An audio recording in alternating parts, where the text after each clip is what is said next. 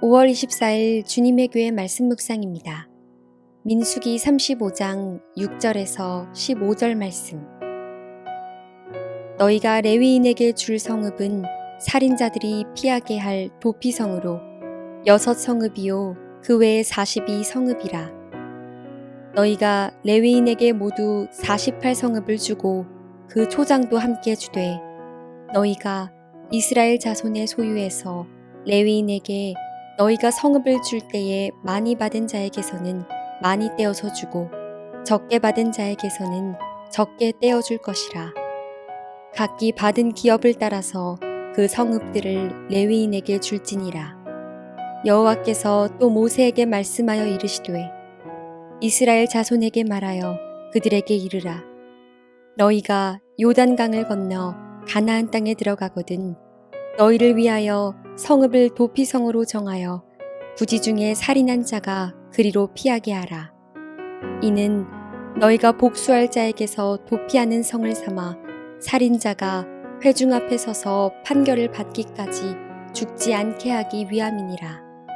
너희가 줄 성읍 중에 6을 도피성이 되게 하되 세 성읍은 요단 이쪽에 두고 세 성읍은 가나안 땅에 두어 도피성이 되게 하라. 이 6성읍은 이스라엘 자손과 타국인과 이스라엘 중에 거류하는 자의 도피성이 되리니 부지 중에 살인한 모든 자가 그리로 도피할 수 있으리라. 샬롬, 오늘도 말씀과 함께 동행하는 귀한 성도님들을 주님의 이름으로 축복합니다. 말씀이 우리의 힘이며 능력임을 믿습니다. 오늘도 말씀을 통해 하나님께 가까이 나아가는 복을 가득 누리게 되시기를 소망합니다. 우리는 살아가다 보면 수많은 실수를 저지르게 됩니다. 때로는 남을 도와주려다 실수로 피해를 주게 되는 때도 있고 아무 생각 없이 한 행동이 큰 화를 불러올 때도 있습니다. 이 실수라는 것은 해서는 안 되는 것이면서도 하고 싶어서 하는 것도 아니기에 피해갈 수 없는 어려움이 있습니다. 오늘은 실수로 죄를 짓게 된 사람들에 대해 하나님이 피할 길을 내어주시는 마음에 대해 말씀을 함께 나눠보겠습니다.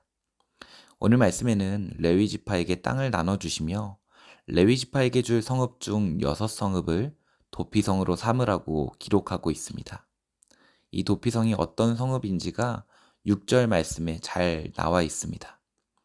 너희가 레위인에게 줄 성읍은 살인자들이 피하게 할 도피성으로 6성읍이요 그 외에 42성읍이라. 이 도피성의 역할은 다른 성읍들과는 달리 살인자들이 복수자를 피해 도망가는 성이었습니다. 하지만 모든 살인자가 갈 수 있는 곳은 아니었습니다. 11절 말씀입니다. 너희를 위하여 성읍을 도피성으로 정하여 부지 중에 살인한 자가 그리로 피하게 하라. 도피성은 부지 중에 살인한 사람을 보호하는 제도였습니다. 부지 중이란 살인할 의도가 없이 실수로 사람을 죽인 경우를 말합니다. 하나님은 의도치 않게 살인한 사람이 복수자에게 죽임당하도록 내버려 두지 않으셨습니다.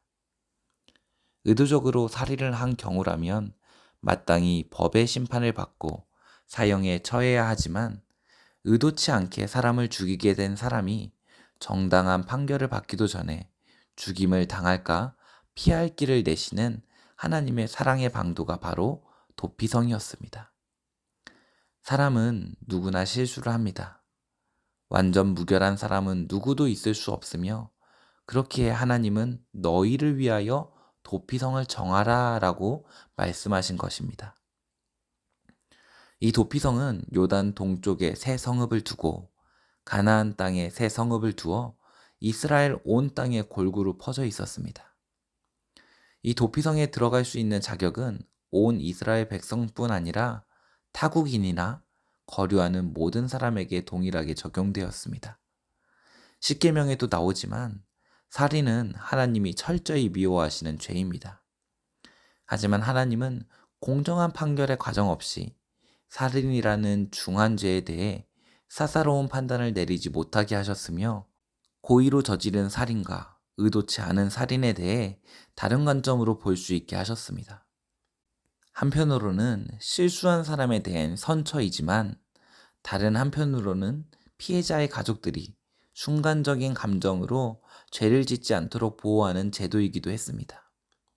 법이 있고 경찰이 있고 법원이 있고 판사와 검사와 변호사까지 두루 갖춘 요즘도 억울하게 판결을 당하는 일이 있기에 그 시절에는 어떠했을까 생각해 보면 도피성을 두어 공정한 판결을 받을 수 있도록 이 도피성을 예비해 두신 것은 죄는 반드시 심판해야 하는 하나님의 공의와 우리를 향한 하나님의 사랑을 동시에 느낄 수 있습니다. 피할 곳이 있는 사람은 복이 있습니다.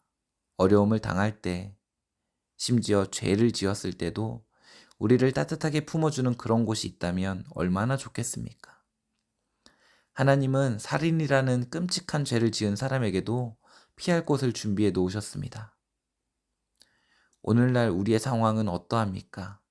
어려움을 당할 때, 실수를 저질렀을 때, 때론 세상을 등지고 숨어버리고만 싶은 그런 순간들. 우리에게도 도피성이 있다면 어디일까요? 우리의 도피성은 예수 그리스도이십니다. 죄를 지은 사람마다 예수님이라는 도피성으로 피하면 살 수 있습니다. 도피성이 이스라엘 전역에 퍼져 있었기에 누구든지 달려갈 수 있었습니다. 예수님도 멀리 계시지 않습니다. 우리가 언제든 나아갈 수 있게 우리와 가까이 계십니다.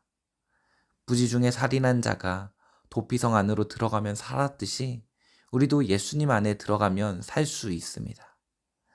내가 여전히 머무르고 있는 죄는 무엇인가요? 나를 힘들고 어렵게 하는 문제는 무엇인가요? 나를 지치고 괴롭게 만든 어려움은 무엇인가요? 모든 문제의 해결제 대신 우리 주 예수 그리스도 앞에 나아가 모든 문제를 내려놓고 그 안에서 피할 길을 내어주시는 하나님의 사랑을 누리게 되기를 소망합니다. 기도하겠습니다. 공의와 사랑의 하나님, 우리는 연약하고 부족하여 오늘도 넘어집니다. 오늘도 쓰러집니다. 죄의 유혹에 넘어가기도 합니다. 그래서 우리는 너무나 간절히 예수님이 필요합니다.